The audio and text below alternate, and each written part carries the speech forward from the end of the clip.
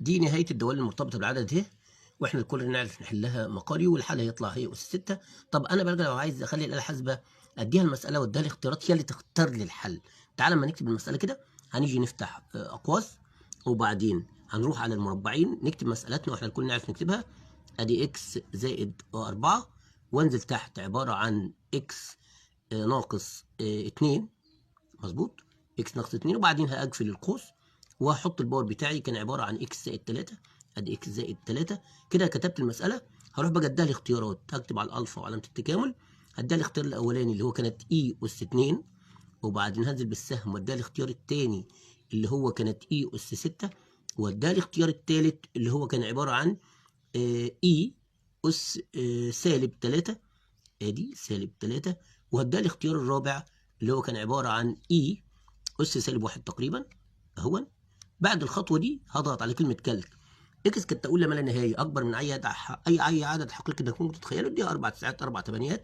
المهم يعني خلي بالك، ركز في الرقم الناتج اللي طلع 403 وشويه. مين فيهم 403؟ اي اس 2 لا، اي اس 4 هي دي، اي اس 6 يبقى هو الحل ده. طبعا حتى سالب 3 لا، سالب 1 لا، يبقى هو الحل ده. سنه ثالثه ثانوي، اشوفكم في فيديو اخر. دعواتكم، ويا ريت نستعمل الآلة الحاسبة في الامتحانات.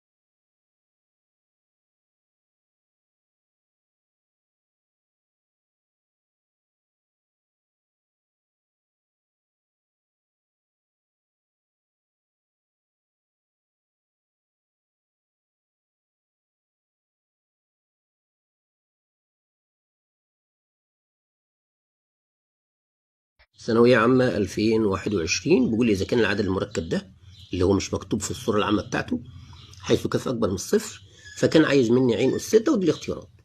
خلي الآلة الحاسبة تساعدك في توفير الوقت. ما تكتبش الكاف دي، روح اكتب الصورة دي عشان الآلة الحاسبة تجيب لك الصورة الحقيقية، لأن دي مش الصورة الحقيقية للعدد المركب. بس هتعمل إيه في حاجة الأول؟ هتحول الآلة إلى راديان شيفت مود 4، وبعدين مود 2 عشان تحولها لكومبلكس. بس كده شكرا، الآلة كده مستعدة. هتروح تكتب المسألة زي ما هي بالظبط، ما تكتبش الكاف. هتكتب ساين، ادي الساين اهي على المربعين. هنروح نكتب 4 باي، ادي 4 باي على 3، اقفل القوس بتاعها، وبعدين ناقص اي اللي هي ان جي، وبعدين كوزين على المربعين برضو.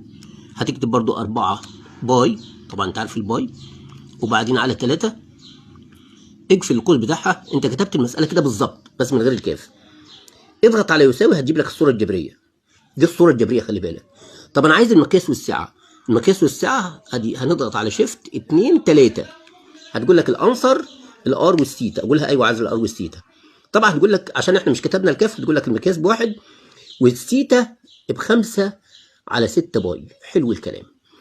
طيب انت لما تعوض عن عين ب6، يعني العدد المركب ده هيبقى اس 6، يعني انت المفروض هتضرب في 6، هتضرب السعة في 6.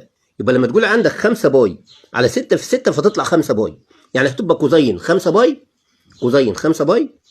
طبعا الباي ب 180 يبقى جت 180 سالب 1، وساين 180 بصفر، يعني المفروض هتطلع سالب سالب كاف اس 6. هتبقى سالب كاف اس 6، لان هنا الكاف هتبقى اس 6 هتاخد نفس الاس اللي كان على العين، فهتبقى سالب كاف اس 6. دي كانت أيضا مسألة جايب مطلوب الجذرين التربيعيين لعدد المركب ع بيساوي 1 ناقص ت على 1 زائد ت على الصورة الأساسية كنتيجة في الأزهر 2024. أنت لو هتحلها يدوي أنا عايزك توفر وقت الامتحان، الزمن بتاعه يا دوبك، فأنت المفروض هتروح تضرب هنا في المرافق فهتطلع عندي سالب ت. طيب وبعد كده هتروح تكتب الصورة الجبرية وبعد كده تطبق دي موفر وتجيبها. طب ما أنت عندك الحاسبة خليها توفر لك الوقت ده كله. أول شيء هتعمل إيه؟ هتروح ضغط على مود 2 كده حولت لك الآلة إلى كومبلكس اللي هي الأعداد المركبة. تعالى على المربعين دول واكتب العدد بتاعك، كان العدد عندك 1 ناقص اي اللي هي الت، وانزل تحت على 1 زائد الاي اللي هي الاي ان جي دي. خلاص كده انا كتبت اهو. طلعت كام؟ طلعت سالب اي اهي، سالب اي اهي يعني سالب ت. طب انا عايز اجيب بقى المقياس والساعه، اضغط على شيفت 2 3. شفت؟ ادي شيفت 2 3 اهي جالت لك. بص الانسر الار والثيتا، قولها ايوه عايز الار والثيتا. المقياس طلع بواحد والزاويه طالعه بسالب 90 اهي. يبقى كده دي الصوره نهين الجبريه. طب عايز بقى اجيب دي موفر. طبعا عين اس سالب نص اللي هو الجذرين التربيعيين، المفروض هتكتب سالب سيتا على سالب 90 زائد 360 وري عندك بصفر عشان هتعوض الجذر الاولاني. طبعا سالب 90 على 2 هتطلع سالب 45. دي كده الصوره الجبريه، ده الجذر الاولاني. اكتب بالاسيه يبقى هي بتساوي سالب باي على 2 ت.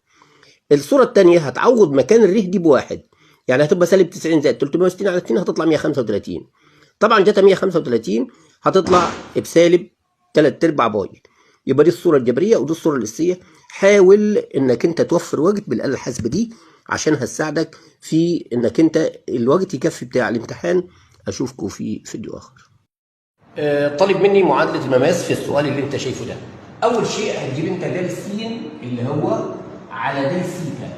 طيب مشتقه الظا طبعا القاء تربيع سيتا وانت عارف قاء تربيع سيتا. بعد كده برضه هتروح تجيب لي د ص على د سيتا. اعتقد ان مشتقه الايه؟ مشتقه القاف قاف ظا، يعني هتبقى عندك هنا قا سيتا في ظا سيتا. وبعدين هنقول له بقى يبقى اذا د ايه؟ هنقسمهم يبقى د ص على د س اللي انت عايزها، د ص على د س عباره عن د ص على د سيتا على د س على د سيتا. هتقسم ده على ده هيطلع عندك ظا على قا، في النهايه هتطلع ظا سيتا على قا سيتا. دي المشتقه نهين، دي المشتقه الاولى اللي هي من المماس. طب عند السين بتساوي باي على 4 هتطلع 1 على جذر 2. فاضل عندك نقطه التماس. لما تعوض عن السين هنا السيتا باي على 4 السين هتطلع بواحد، ولما تعوض عن السيتا باي على 4 الصاد هتطلع بجذر 2. يعني نقطه التماس عندك هتبقى عباره عن 1 وجذر 2. معادله الماس بتقول ايه؟ صاد ناقص صاد 1 يعني صاد ناقص جذر 2 على س ناقص س 1 بتساوي الميل اللي هو 1 على جذر 2. هتعملها طرفين في وسطين وتخلصها هتبقى عباره عن س ناقص جذر 2 ص زائد 1 بتساوي 0. وهتبقى دي اسمها معادله المماس يا سنه ثالثه. واشوفكم ايضا